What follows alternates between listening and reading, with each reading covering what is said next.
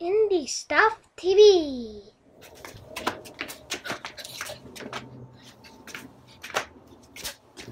Indie Stuff TV. Well, hello, Indy. I just wanted to show you that these right here are the pieces that'll go on the inside of the tire. They're protectants that go inside the tire, between the tube and the tire, and they make it to where anything that gets through the tire hopefully doesn't puncture the tube. And they're pretty thick, so we'll see if they work. There's a lot of people that speculate whether or not they will. And there's a lot of times that they've been known to cause flats too, so hopefully we don't get that. But it's called a tire liner. And there's a whole thing right here about how to properly place it on your tire and all that good stuff. So we'll get to it in a minute. Okay, so now, because Mom's bike has a basket, I am carefully removing the basket because we don't want that to fall forward or get messed up at all while we're doing this stuff. And normally this ties right here in the back around the neck, but it was not tied this time. So we'll just make sure we have all this stuff up and out of the way, and that way we're ready to start taking apart this tire here in just a minute. So we'll get to how that works in just a bit. Okay, so now what we have to do is we have to unlock the braking system. So we're going to push this, that unlocks and allows these to swing off to the side. And that way we can go ahead and remove this tire. So you need to take the right size ratchet and the right size tool. So let's see, that to me looks like it's about a 13 millimeter. Oh, no, I was wrong. Probably a 15. Let's see.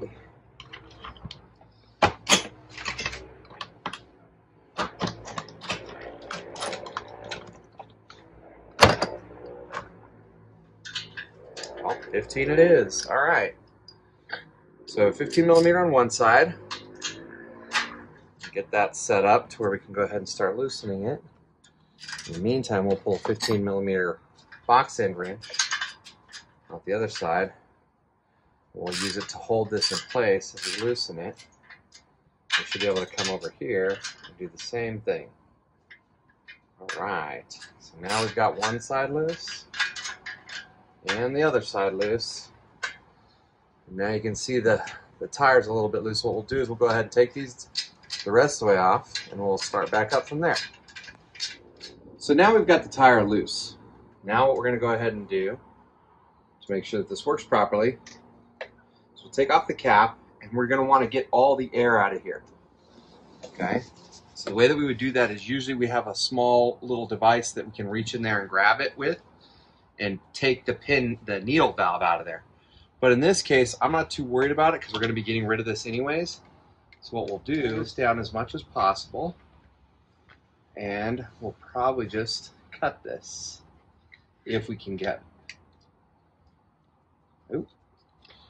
We will not be able to cut this one, so I will have to go get the valve puller.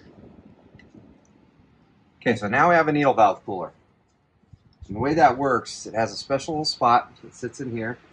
It goes inside, grabs hold of the needle valve, and then it allows you to unscrew it. Unscrewing the needle valve allows the last of the air that's in here to escape, and it allows us the ability to get the tire off because the tube will be deflated. So let's get that last bit of that. Boy, this is a one sticky needle valve. Sometimes these needle valves become very difficult to remove because of the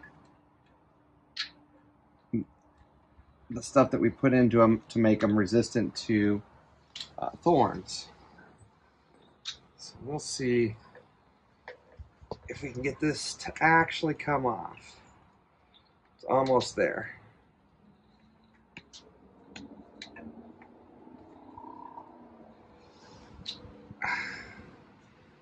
Come on, girl.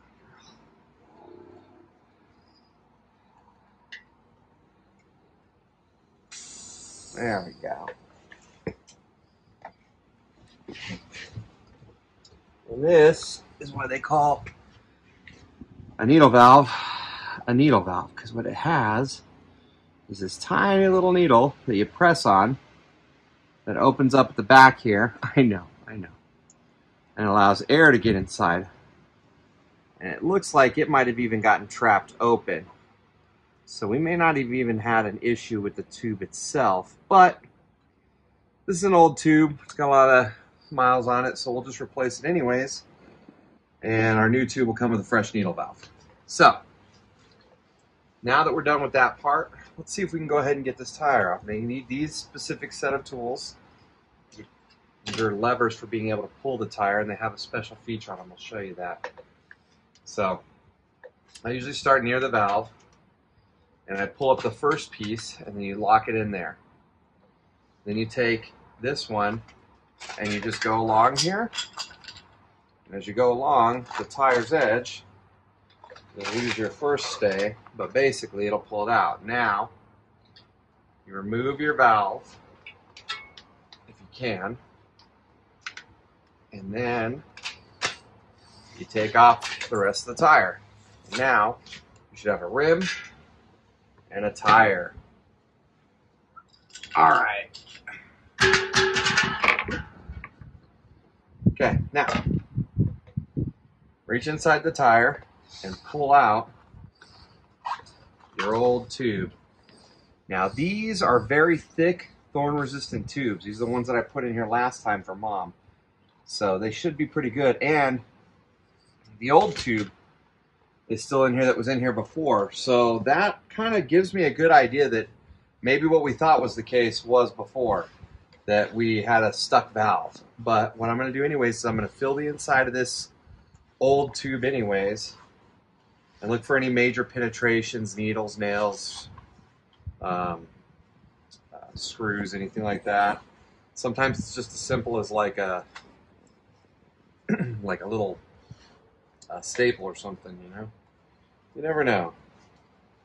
Most often, probably a sticker. And it feels pretty good to me, but we did buy the thorn liners, so we're going to use those. That's going to require us to first pull the old tube, take that out. Okay, and now we'll take a moment to just look through that real fast and wipe it off, get all the old tire stuff off of it. Just take a quick look at it, make sure we don't see anything that's glaringly obvious that's sticking through. Okay, nothing really. A little dirt, it's okay. Get rid of that stuff. All right. All in all, not too bad. I think our biggest problem might have been that valve. But that's what happens sometimes. Sometimes those valves just give the goat. All right, now we're going to take this stuff, the liner, and we're going to put that in. Now, the way the liner says that it works is you have to place it inside with the gray side facing inside the tire. So we're going to go ahead and do that now. And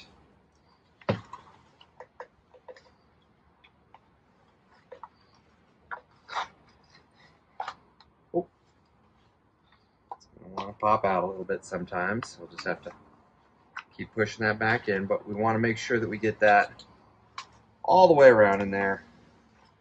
Again, like I said, silver or gray side facing out, just like their instructions said. And this last bit, you may need to take it up and kind of roll it backwards if you have to make it want to fit. May not always want to go in there right. So you may need to kind of give it a little extra oomph to do that. And now I'm pretty sure we've got it all the way around in there. So now what we're going to do is we're going to take our new tube Open that up real fast. Oh, look, already open.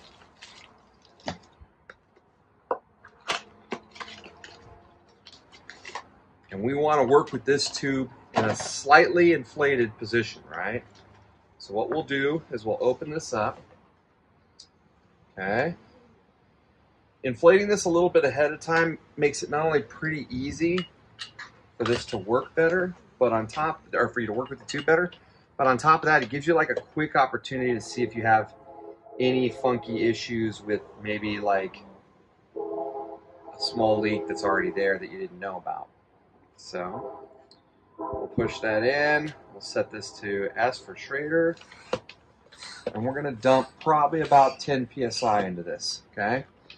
It's going to be enough to just kind of make it stand a little bit. Nothing major, right? We want it to be able to kind of just stand out on its own, just a little bit. That's probably about good right there, okay? Now, put this off to the side, and we're going to take our old tube here, and we're going to drape it across. Now, what I've done is I cut right here around where the valve was. So that's a good place to start to want to make sure that our new valve is slightly protected too. Now this valve I got specifically because I wanted a new Schrader valve, which is a type of valve that comes on this, with the all metal valve portion. So this is not, this is nice because the valve itself, the whole thing coming out of here, you can see is all metal, so hopefully it doesn't rip or tear against the rim very easily. Okay, almost done. And voila.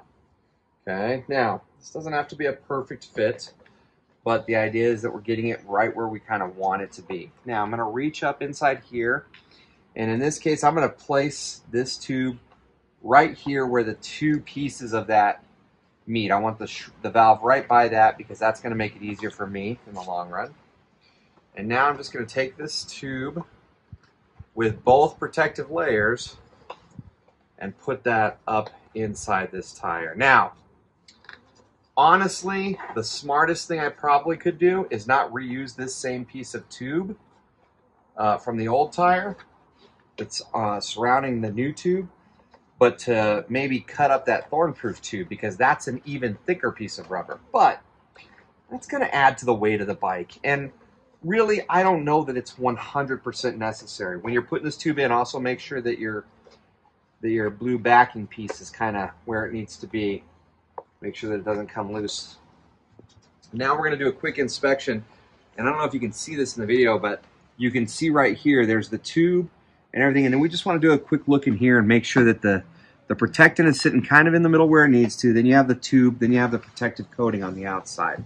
So I'm just going to go through and just double check, make sure this is all sitting, for the most part, pretty well centered, and that it's kind of where I like it to be. And again, like I said, the best thing I probably could have done in the long run would have been to use the old thorn-proof tube because it's thicker rubber.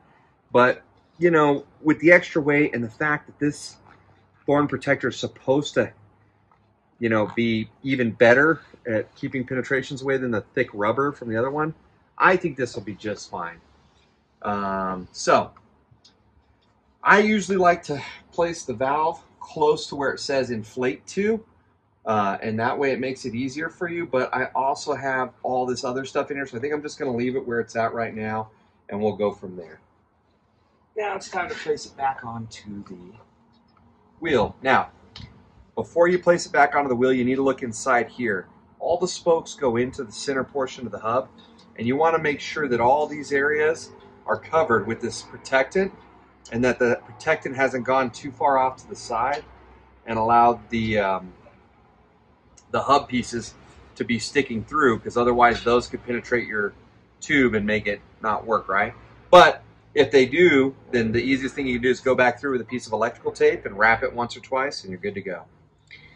So now I'm going to take my Schrader valve, which is this valve right here, and I'm going to place it in the center of my valve hole. So now you can see that sticking through.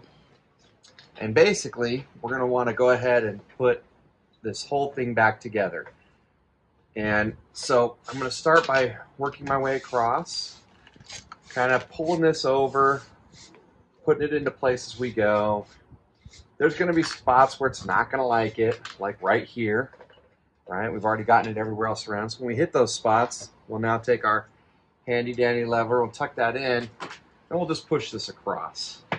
Kind of get that force back into there, and voila. Now we have our tire and our tube placed exactly where we want it to be.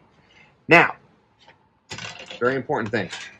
Tubes are rated to be inflated to a certain PSI and no more than that. But what's really crazy is that the tire itself has a specific PSI, and it doesn't want you to go any higher than that. So you can see right here that this says inflate to 40 to 65 PSI. So what we're going to want to do is we're going to want to get this all the way up to 65, and then we'd probably back it down to 50. But because we're trying to be quick in this video, I'm just going to push it to 50.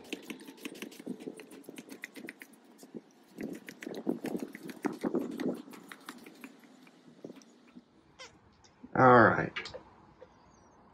So now we've reached 50 PSI on our tire. We'll go ahead and put our pump here off to the side.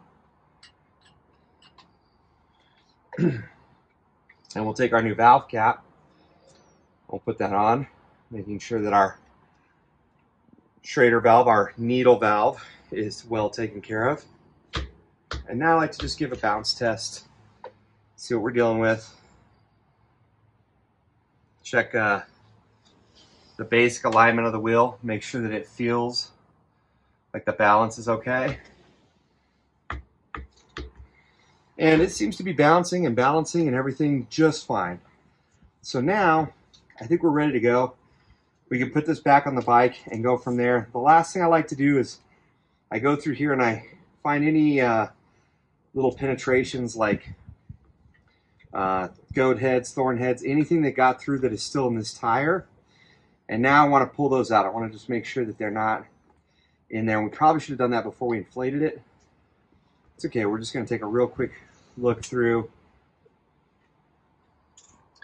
Because when we were filling the inside of the tire, if there's anything major sticking through, we probably should have felt it then.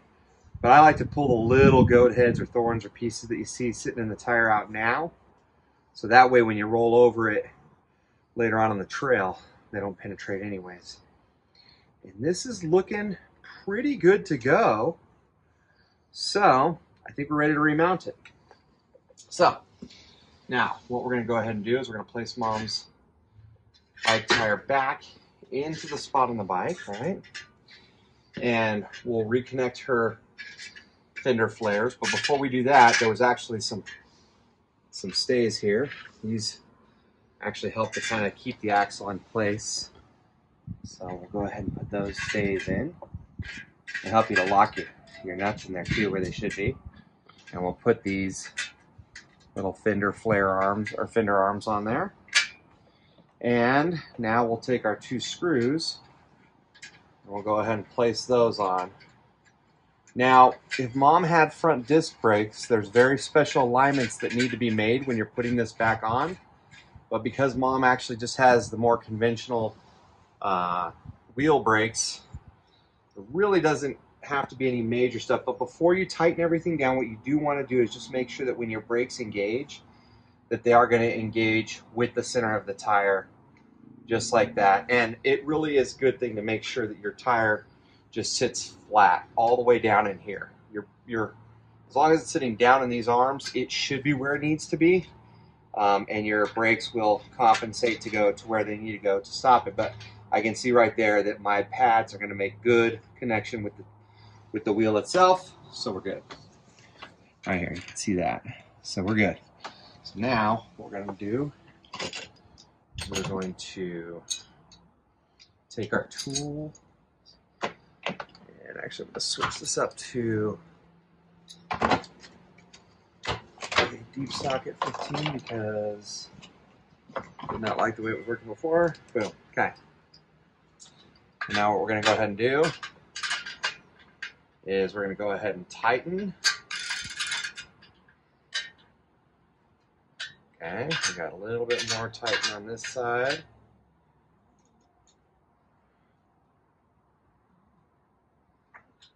We don't want to get too crazy tight. That's probably about enough. We just need to really be able to hold that on there well.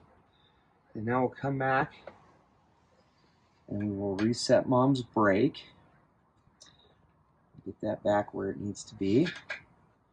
So now, when we hit the brakes on the tire, it'll actually grab it. Oh, that's the wrong side. This side. When we hit the brakes, it'll actually grab, so that's good. Try our brakes. All right. Now, if for some reason one of your brakes isn't returning properly, you're just going to go ahead and make sure that you get them lubed up and make any brake adjustments that are necessary to make sure that you're not getting drag on one or the other and that they're moving to exactly where they need to be. Again, spin and brake. There we go. All right, well, that's changing the tire. So, sweet. Indi Stuff TV. Like, comment, and subscribe. Indi Stuff TV.